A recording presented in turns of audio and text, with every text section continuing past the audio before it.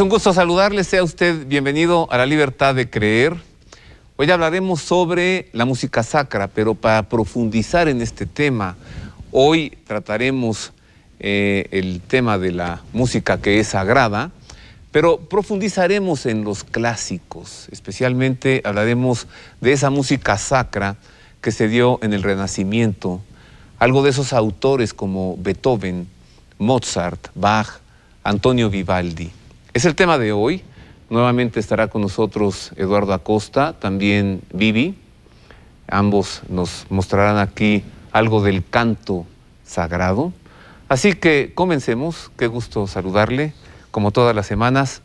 Iniciamos con el tema de la música sacra a partir de un autor italiano de apellido Palestrina.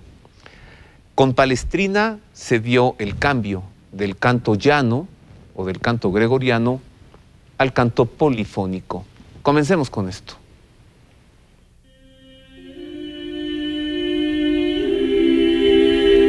La polifonía es una técnica musical que resulta del cruzamiento de varias voces, según sus propias reglas y esquemas armónicos. La música polifónica se difundió especialmente en Francia durante los siglos XII, XIII y XIV, y luego por el resto de Europa.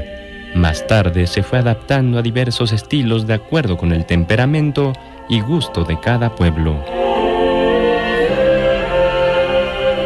En realidad, el estilo musical de la polifonía se originó con el canto gregoriano, que constituía la melodía principal a la que se añadían las demás voces. Así aparecieron las diversas formas polifónicas como el organum, el discantus, el conductus, el gimel y el falso bajo. Con el surgimiento de la polifonía, los cantos litúrgicos tuvieron que adaptarse a este nuevo estilo de composición, aunque la Iglesia se resistía a utilizarlo en las celebraciones. Pero fue hasta la aparición de Giovanni Pierluigi de Palestrina y sus composiciones polifónicas a capella que ingresó de manera formal a la Iglesia, gracias a su aceptación en el Concilio de Trento.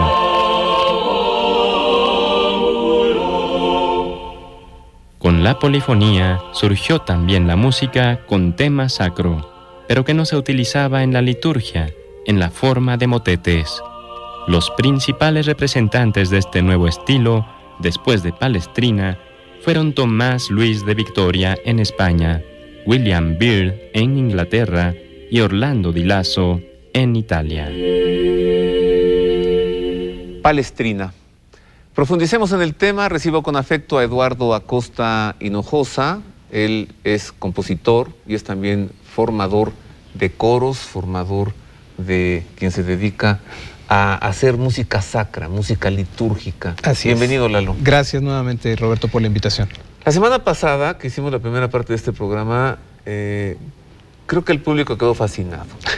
Gustó mucho. Y muchos me preguntaban dónde encontrarte. Parece que hay un deseo de formarse. Más adelante en este mismo programa le daremos algunos datos de cómo localizar a Eduardo. ¿Qué sucede entonces con Palestrina? ¿El canto gregoriano se queda reservado a los monasterios, a los conventos? En parte, el canto gregoriano siempre ha sido, por decirlo de alguna manera, el canto oficial de la Iglesia. Pero con el desarrollo de la polifonía que venía con todo el desarrollo de la música profana, entran, como se decía en la nota, en esta disyuntiva: ¿aceptamos la polifonía o no? El problema era que se pensaba que al aceptar la polifonía tendrían que aceptar también los instrumentos, y eso era algo que en ese momento no se quería. Se quería solo la voz, porque se consideraba que la voz era el instrumento perfecto. Entonces viene Giovanni Pierluigi de Palestrina y hace estas obras maravillosas para coro a 4 voces y a veces hasta más, en la cual usa la polifonía, usa el uso de distintas melodías, valga la redundancia, y entonces comienza toda esta explosión de nueva expresión que, lejos de hacer que la gente volteara hacia una distracción, que podía ser la música, por el contrario, también se sintieran impulsados por esta música a acercarse al misterio que se estaba celebrando en la Eucaristía. ¿Y Palestrina usó también los instrumentos musicales? Palestrina utilizó solamente las voces. Nada más voces. Así es. ¿Y cuándo es que empiezan a utilizarse los instrumentos? Que el primero, supongo, y bueno, el más recurrido, el órgano. Fíjate que es muy curioso. En las primeras comunidades cristianas, de hecho, se cree que se utilizaba percusiones, campanas, pequeños tambores en algunas ceremonias, en algunas celebraciones especiales. También, bueno, la misma Biblia nos habla de algunos instrumentos, por ejemplo, las arpas, que incluso las arpas egipcias después pasaron al pueblo judío.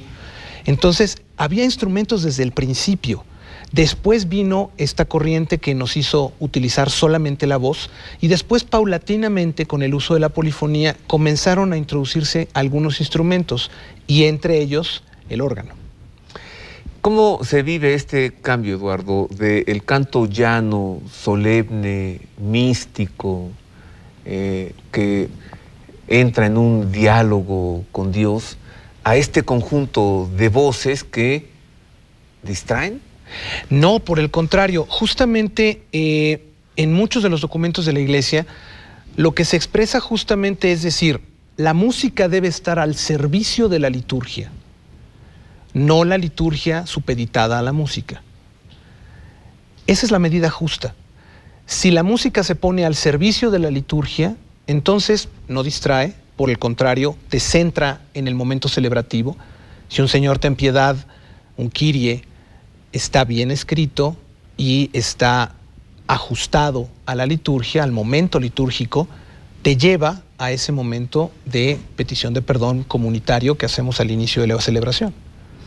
¿Sabes? El domingo pasado fui a misa en la tarde-noche, hacia las 7, y como todos los domingos llegué allí, pues los feligreses me dijeron, oye, tráete a Eduardo, ¿no? Que él proclame aquí el Salmo, como lo hizo en el programa La Libertad de Creer. Y dije, bueno, ya le diré a ver si viene. Pero para nuestro público, quien no vio, quien no escuchó esto la semana pasada, ¿nos puedes proclamar otro Salmo? Sí, diferente claro. Al de la semana pasada. Sí. Bueno, podría ser el de este domingo, el de esta semana.